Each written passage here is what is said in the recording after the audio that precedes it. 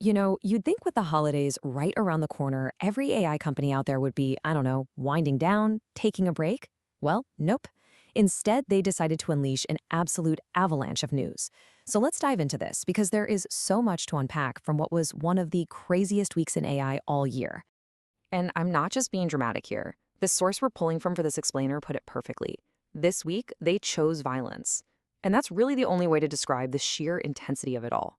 Just a nonstop barrage of new models, new features, and huge updates that all seem to drop at once, totally out of the blue. So that's what we're going to do today. We're going to cut right through all that noise. We'll break down the biggest, most important announcements, from AIs that can suddenly see and hear better to the chatbots in your pocket getting a massive upgrade. Let's try to make some sense of it all. First up, let's talk about how AI actually perceives the world around us. Because this week we saw some huge leaps forward in how these models see and hear. We're moving way beyond just typing in text prompts and getting a picture back. Now we're talking about really manipulating complex images and audio. So, OpenAI launched its new GPT image model, which was expected, but a really interesting competitor also popped up, a brand new model from a company called Black Forest Labs, and theirs is called Flux 2 Max.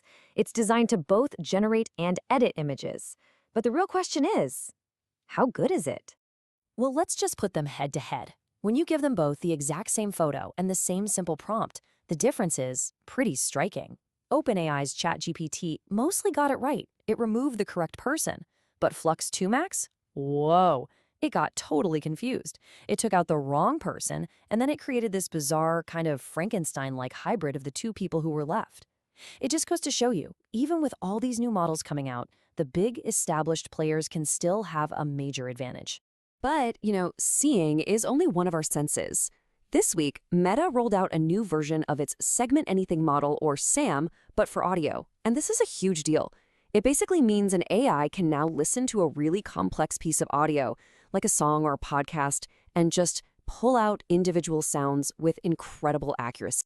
And the way it works is just so simple. You can upload a full song, type the word guitars, and boom, you instantly get two audio tracks back. One with just the guitar part, and another with everything but the guitar. You could do the same thing for a podcast and say, isolate just the male speaker. For musicians, podcasters, any kind of creator, this is an absolute game changer. All right, so AI can see, and AI can hear. The next logical step? Making things move. If you thought the image space was busy, the race to build the best video AI just absolutely exploded this week. We saw a ton of new tools that can generate and edit video and even create 3D models. I mean, just look at this list. We saw updates from Adobe, Luma AI, Skrilling, Alibaba. Even Microsoft jumped in with a new model that turns images into 3D models.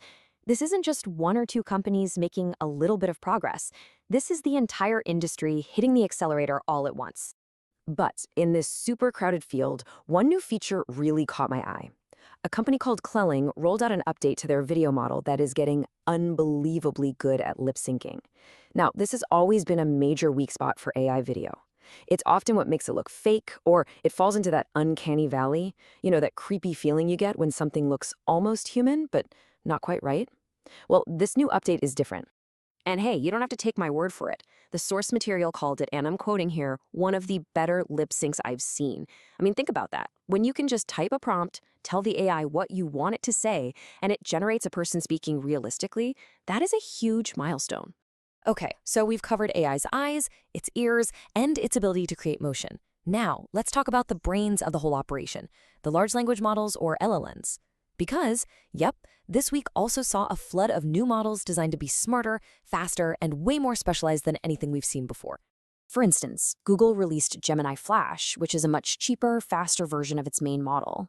OpenAI dropped a new model that's been specifically fine-tuned for professional computer coding. But what's really telling here is the split in strategy. On one side, you have these closed, proprietary models from Google and OpenAI that are designed for very specific markets. And on the other, you have these powerful new open source models from companies like NVIDIA and Xiaomi, which basically anyone can download, run, and modify themselves. It's a real battle brewing between polished, controlled ecosystems and open, community-driven innovation.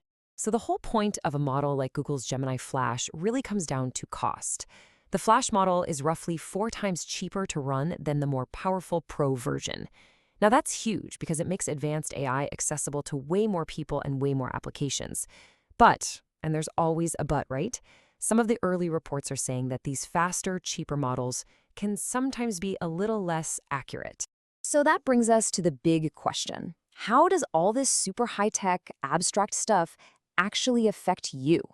Well, this week gave us a really clear answer with a whole wave of integrations that are putting these powerful new AI tools directly into the apps and devices that we all use every single day.